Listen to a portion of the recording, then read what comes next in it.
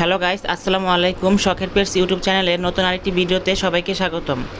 আজকের এই ভিডিওটিতে 3-4 দিনের আপডেট আপনাদের সাথে শেয়ার করব। আর এই 3-4 দিন আগে আমার ব্রয়লার মুরগির বাচ্চাগুলো একটু ঝিমাচ্ছিল এবং এদের রক্তামাশা হইতেছিল। আর আমি কিভাবে প্রাকৃতিক উপায়ে এই রক্তামাশার সমাধান করলাম সেটা আপনাদেরকে আজকের এই ভিডিওতে দেখাবো। তো সবাই পুরো ভিডিওটি দেখতে থাকুন। তো এই যে দেখতেই পাচ্ছেন, মুরগির বাচ্চার রক্তামাশা সমাধান করার জন্য প্রথমে আমি এই পেঁপে পাতা থেকে গাছের কচি পাতাগুলো নিয়ে আসলাম এবং এই পাতাগুলোর মধ্যে অল্প একটু পানি দিয়ে এদের রস বের করে নিচ্ছিলাম।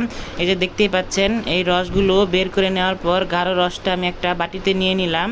আর এখান থেকে অল্প কিছু রস আমি পানির সাথেও মিশিয়ে নিলাম। আর এই যে এই পানিটাও মুরগির বাচ্চাকে সারাদিন খাওয়াবো। আর এই যে এইদিকে এই গাঢ় রসটা আমি মুরগির বাচ্চাকে ড্রপ দিয়ে খাইয়ে দিয়েছিলাম সবগুলোকে ধরে ধরে। আর এই পানিটাও তাদেরকে সারাদিনের জন্য দিয়ে দিয়েছি। আর এভাবেই প্রথম দিন আমি আজকে সারাদিন মুরগির বাচ্চাগুলোকে পেঁপে পাতার রসটা খাইয়েছি।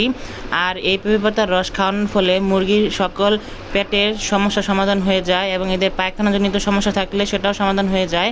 তবে এই ওষুধটা একদম প্রথম দিক থেকেই খাওয়াতে হয়। যদি মুরগির বাচ্চার ওষুধটা গাঢ় হয়ে যায় তখন কিন্তু এই ওষুধে আর কাজ করে না, তখন মেডিসিন প্রয়োগ করতে হয়। তো এই যে দেখতেই পাচ্ছেন, পরের দিন কিন্তু এদের পায়খানার মধ্যে রক্তের পরিমাণটা অনেক কমে গেছে। আর আজকে আমি এদেরকে এই যে রেনামাইসিন ট্যাবলেটটা খাইয়ে দিচ্ছি দ্বিতীয় দিন। আর এই ওষুধটা খাওয়ানোর ফলেও কিন্তু মুরগির রক্তামাশার কাজ করে বন্ধ হওয়ার ক্ষেত্রে। তো এই যে দেখতেই পাচ্ছেন, আজকে কিন্তু এই বাচ্চাগুলো অনেকটা সুস্থ হয়ে গেছে এবং এদের পায়খানা কিন্তু আর রক্ত পড়তেছে না। তো বন্ধুরা, এই যে আপনারা দেখতেই পাচ্ছেন, আপনাদের সাথে আমার মুরগিগুলোকে সুস্থ করে একদম সফল হওয়ার পরে আপনাদের সাথে এই ভিডিওটি শেয়ার করতেছি। তো আপনারাও চাইলে এভাবে প্রাকৃতিক উপায়ে মুরগির বাচ্চার অথবা বড় মুরগির এই সব পায়খানাজনিত সকল সমস্যার সমাধান করতে পারেন। আর এখন আপনাদের সাথে আরেকটি সুখবর শেয়ার করব। সেটি হলো, আপনাদেরকে কিছুদিন আগে বলেছিলাম যে আমার বোনের 2টা মুরগির কুচে বসেছে এবং তাদের বাচ্চা ফুটবে কিছুদিনের মধ্যেই। তো এই যে এখানে দেখতেই পাচ্ছেন, একটা মুরগি যার নাম রেখেছিল টুসি।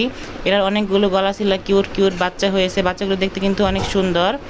আর এই যে দেখতে পাচ্ছেন, এগুলো হচ্ছে একদম 4 দিন পর। আজকে বাচ্চাগুলো একদম পুরোপুরি সুস্থ। তো আপনাদের কাছে আজকের এই ভিডিওটি কেমন লেগেছে অবশ্যই কমেন্ট করে জানাবেন।